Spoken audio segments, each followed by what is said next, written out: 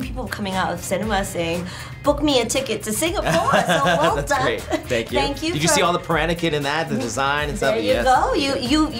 You picked the right places, can I just say. Okay, good. But I have to say though, there will be detractors who will tell you this is not the Singapore we know and this is not. So what would you say to yeah, I mean, I think that it would be like that Bruce Lee quote about pointing to the moon. Don't pay attention to the finger because you're gonna miss the moon. Movie is just one vehicle to get to a place that we all need to get to. This is a movie. We can only highlight certain things. It's a story of exaggerated characters. It's fiction. It definitely isn't the Singaporean life that we all know and love. But again, this is meant to entertain. It's meant to whisk you away, but with clear meaning. And the meaning for our movie is that theme that runs through, and that's love. Love in so many different forms. Love between a young couple, a love between a mother and son. This is about a girl, Rachel Chu, going on her own personal journey, who's an Asian American, going to Asia for the first time, and everything is through her perspective, which is different than the book. Kevin's from Singapore, so he had a very different perspective, but as a director, I wanted to go through her. And so everything is in her view. So coming into a hawker market isn't just going to a hawker, it's like, how does she see it? How does she see family and friends and people on dates, that there's this warm environment? It's not an alien environment.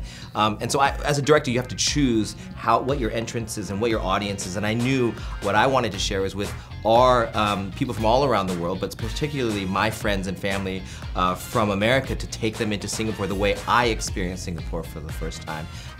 That it's also not about all the decor and the richness, it's actually about human beings and cultural ideas about family and self. You talked about the Singlish. Yeah. Was it also a conscious effort to not have, because in the book there were Singlish. Absolutely. Waiman, go Waiman's mother, the aunties. Yes. Absolutely. Yes. Like, we wanted Singlish in it, but we wanted a mix of things because, we need to make this movie appeal globally to a global audience. So we were very conscious. But of course, I think also, the amazing thing about Singapore and showcasing the diversity of Singapore is that so many people have different types of accents. I have this accent. Exactly. If you come and look at my family, I have cousins that were educated in Australia, in Canada, in England, in Hong Kong. They all have completely different accents based on where they were educated, where they live, their backgrounds. So what is truly the Singapore accent? Exactly. You can't say it's just English. We are a melting pot of everywhere else, isn't it? A microcosm of the rest of the world. Yeah, and in my time, when I grew up in Singapore, I spoke like a little British boy. We were not allowed to say alamak or la. That was slap on a wrist. Yeah. We had to speak perfect English. But I really hope Singaporeans ultimately will see that this is a love letter to Singapore. Yeah. Well, it really is. It's beautifully shot. We tried. And a lot of people are saying, oh, where do I get a ticket to Singapore, like coming out of the cinema? I've heard that about 1,000 times just in the past week. Talk about Singaporean actors. Singaporean actors who have been amazing. We've had Pierre Peng is like... Come on, look at those abs. You gave us abs. We did not see Pierre Peng's abs till you, John Chu. He's an amazing actor. He brought food every time he came to set.